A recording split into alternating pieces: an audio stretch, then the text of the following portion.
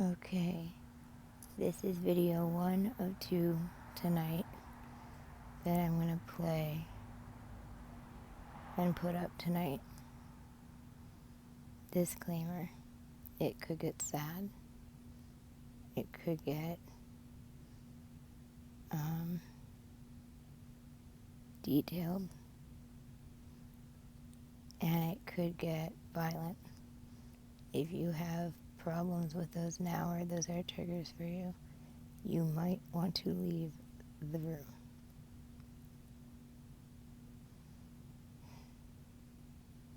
How does somebody become so conditioned that the only thing they know is abuse?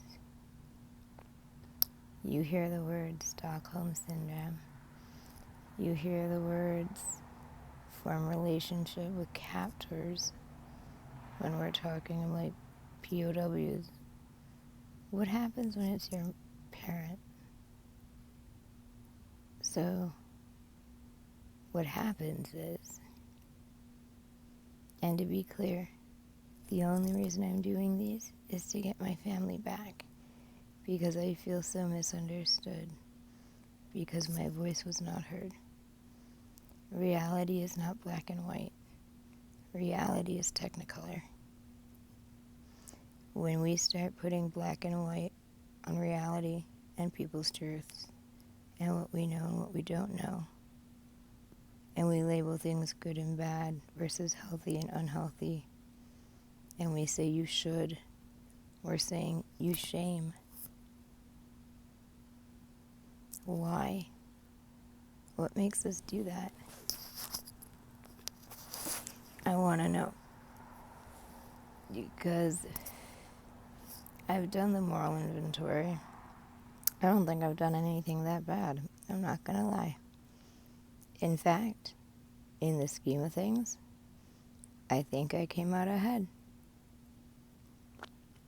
But it doesn't give people the right to lie, especially about me. And it doesn't give people the right to manipulate the story for their own benefit, which is what happened. And I think what happened is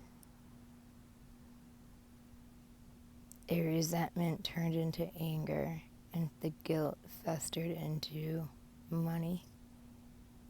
And that's okay. It can do that. That's fine. I don't care why it happened anymore. It happened. I can't change it. Let's move on. But I still have the right to feel, and you still have to listen to my feelings, because I can't be in my present without understanding my past so that I have a successful future. That is the situation with anyone. So it doesn't matter if you're 8 or you're 13 or you're 15. If you have been hurt or traumatized at that young of an age or brutalized. I used to fear going to Hebrew school.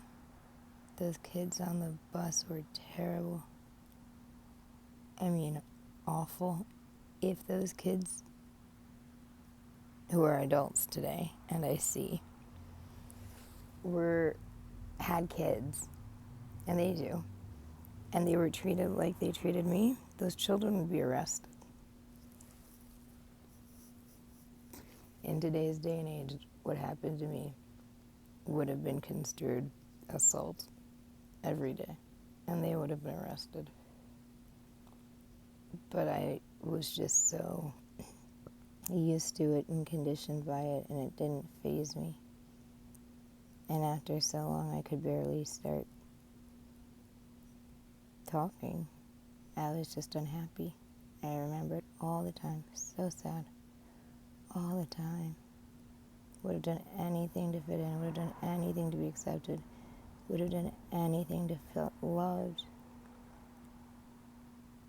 Still would. From my family. There's still time from my family. But they have to admit wrongdoing too. Unfortunately, that is the sad part of addiction and abuse and that cycle of it.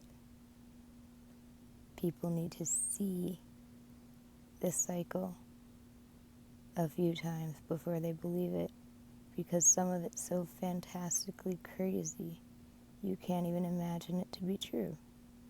Who could imagine doing those things, much less surviving those things? It's all true. That's why it's, when you see it on TV, it's the exception to the rule. What you see on TV when they find some kids locked in cages and all that, that's not normal. That's very specific sadistic abuse. It's not what normal abuse looks like. There's good days, there's bad days, but there's just an overwhelming sense of fear the entire time. Fear of living, fear of somebody in your house, fear of your house, until you don't know who to trust, so you stop trusting. Or alternatively, you trust everyone, and that really gets you into trouble. Believe me, I knew that one too. I don't want anyone to get to the point where they know the survival skills I have, where they can look at a person and decide within seconds if they're healthy or unhealthy and if I should run. But I'm getting real good at identifying it, and I call it like I see it, and I don't stab you in the back. I'll look right at you and call you out.